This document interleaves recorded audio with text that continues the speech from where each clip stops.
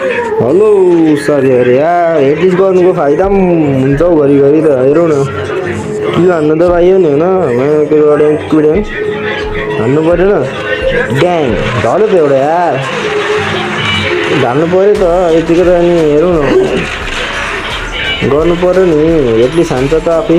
at least हानेपछि दुःख पाएन त अब ड्याङ किड्याङ पारेर एटलिस्ट हान्ने आफै खाने हेडलिस्ट पनि हान्ने आफै मर्ने पनि हो क्या साथीहरू भनेर खासै खेल्न चाहिँ आउँदैन होइन यति यसो हानिदिया मात्रै हो छोटो युट्युबर हुनेको फाइदा यही हो जस्तो गेम खेल्यो हाल्यो भिडियो हाल्यो काम छैन होइन धक्क काम दाम केही छैन त भिडियो बनाएर टाइम पुगेको हाल्यो होइन